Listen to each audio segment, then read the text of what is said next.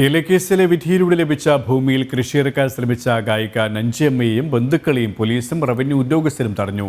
ഭൂമിയുടെ ഉടമസ്ഥാവകാശം സംബന്ധിച്ച് തർക്കം നിലനിൽക്കുന്നതിനാലാണ് നഞ്ചിയമ്മയെ തടഞ്ഞത്. 19-ന് വിഷയം ചർച്ച ചെയ്യാമെന്ന് ഉദ്യോഗസ്ഥർ നഞ്ചിയമ്മയ്ക്ക് ഉറപ്പ് നൽകി.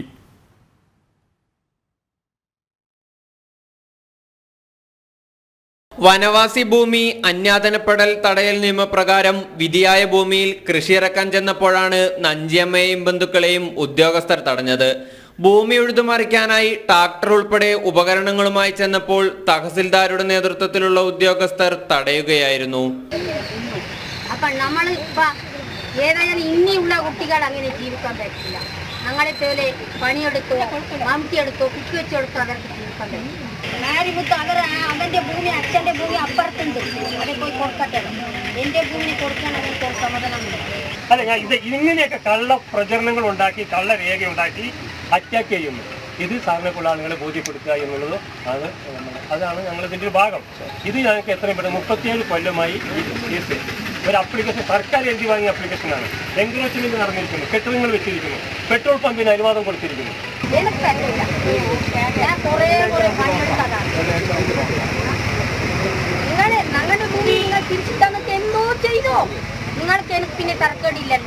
തന്റെ ഭർത്താവും കന്ദസ്വാമി ബോയൻ എന്നയാളും തമ്മിലുള്ള TLA കേസിൽ തങ്ങൾക്ക് അനുകൂലമായി വിധി വന്നതാണെന്നും ഇപ്പോൾ വ്യാജരേഖകളുണ്ടാക്കി ഭൂമി കൈവശപ്പെടുത്താൻ ചിലർക്ക് റവന്യൂ ഉദ്യോഗസ്ഥർ ഒത്താശ ചെയ്യുകയാണെന്നും നഞ്ചിയമ്മ ആരോപിച്ചു. ഏതായാലും ഞാൻ വെള്ളിയാഴ്ച എന്റെ കാടിനെ ഞാൻ ഇറങ്ങും, ഞാൻ പണിയെടുക്കും, ഞാൻ അതിനെ വിത്തിടും. അതാ തുവരുണ്ട്, അവരുണ്ട്, തട്ടപ്പയറുണ്ട് എല്ലാം കൊണ്ടുവന്ന് ഞാൻ വണ്ടി വിട്ടു ഇറക്കി ഞാൻ ആ പണിയെടുക്കും. എല്ലാ ഗവൺമെന്റ് കാണട്ടെ എന്നാണ് ഞാനിപ്പോ ഈ ചാനലിന് കൊടുത്തുകൊണ്ടിരിക്കുന്നത്. എല്ലാവരും അത് കണ്ടെത്തണം. എനിക്ക് ആ ഭൂമി തിരിച്ചു കിട്ടണം.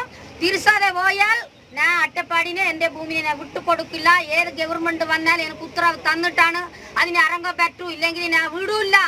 അതാണ് എൻ്റെ ഉത്തരവ്. അതേസമയം പ്രശ്നം 19-ന് ചർച്ച ചെയ്യാമെന്ന് ഉദ്യോഗസ്ഥർ ഉറപ്പു നൽകിയതോടെ നഞ്ചിയമ്മയും ബന്ധുക്കളും മടങ്ങി. ജനം, പാലക്കാട്.